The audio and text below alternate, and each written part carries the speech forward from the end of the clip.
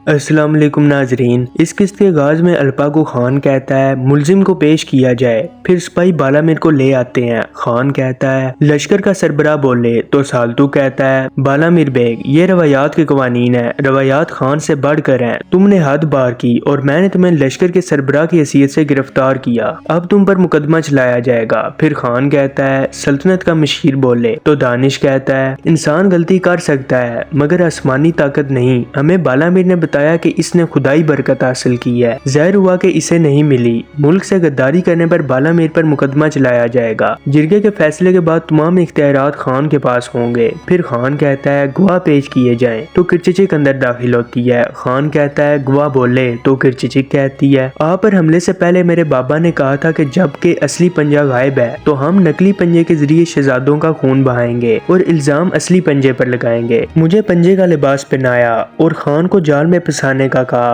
और उनका जख्म जिरगे के सामने जाहिर करने पर मजबूर किया। अगर मैं ऐसा ना करूं तो ये अल्पागो खान को मार डालेंगे। बालामीर मुस्कुरा रहा था। फिर खान बालामीर से कहता है अगर तुम कुछ कहना चाहते हो तो कहो। फिर बालामीर कहता है मेरा एक सवाल है, मुझे धोखा देने के लिए मेरी बेटी को क्या दिया है? तो किरचिचिक कहती है कुछ भी नहीं, मैंने रवायात और बादशाह के लिए ऐसा किया है। खान कहता है मुलजिम को कुछ और कहना है तो कह सकता है। तो बालामीर कहता है मेरा एक और सवाल है, असली पंजा कहाँ है? खान सोच में पड़ जाता है। सब हैरान थे। फिर कहता है पंजे ने आपके कंधे को जख्मी किया, आपने किसी और औरत को पकड़कर फांसी पर लटका दिया मगर असली पंजे का कोई पता नहीं, कहाँ है वो? बालामीर किरचिचिक पर इल्जाम लगाता है कि वो असली पंजा है। तो किरचिचिक कहती है मैं नहीं हूँ, आप अपनी बेटी के साथ ऐसा कैसे कर सकते हैं? बालामीर कहता है बिल्कुल जानता हूँ कि तुम नहीं हो, मैंने ये इसलिए कहा कि तुम्हें अंदाजा हो सके कि करीबी लोगों से गद्दारी का सामना करना पड़े तो कैसा महसूस होता है। फिर कहता है कितना बदनसीब बाप हूँ मैं, अगर मुझे कत्ल भी कर दिया जाए तो इंतकाम लेने वाली कोई औलाद नहीं मेरी। खान को अकीस याद आती है कि जब वो कह रही थी कि तुम भी मरोगे। खान कहता है बस, अगर मुलजिम मजीद कुछ कहना चाहता है तो कह सकता है या खामोश रहे।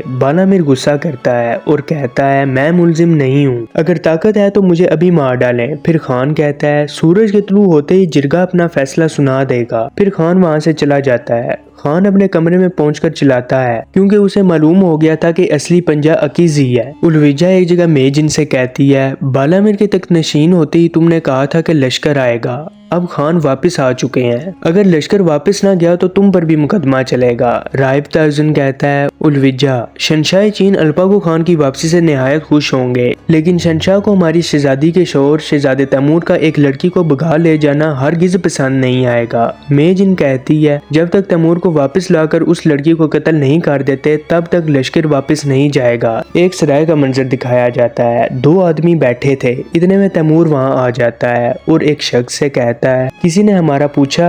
तो वो कहता है नहीं। फिर वो ऊपर जाता है। वो आदमी उठने लगा था लेकिन उसका साथी शख्स उसे रोक लेता है और कहता है चुल्पान खातून ने कहा कि मदद आने तक हरगिज हमला मत करना। तोतका एक कमरे में मौजूद थी। इतने में तैमूर भी वहाँ आ जाता है और कहता है बेफिक्र रहो, तुम्हें कुछ नहीं होगा। गार के बाहर सिरमा और यमान मौजूद थे। इतने में अकीज और बातोगा भी आ जाते हैं। बातोगा कहता है चीनी लोगों की क्या सूरत हाल है? यमान कहता है वो सुबह तक सरहद अबूर कर लेंगे, 10,000 सिपाही उनके साथ हैं। इतने में कानता वहाँ आ जाता है और कहता है एक खबर मिली है कि चुल्पान खातून के भेजे हुए लोगों ने तैमूर और तोतका का पता लगा लिया है। चुल्पान खातून ने उनको पकड़ कर लाने के लिए एक दस्ता रवाना किया है। कारलोक कबीले के पास एक सराय है, वहाँ है। बातोगा कहता है तुम लोगों को उनसे पहले वहाँ पहुँचना होगा, तैमूर को वापस ले आना। और यहाँ इस किस्सा का इख्तिताम हो जाता है।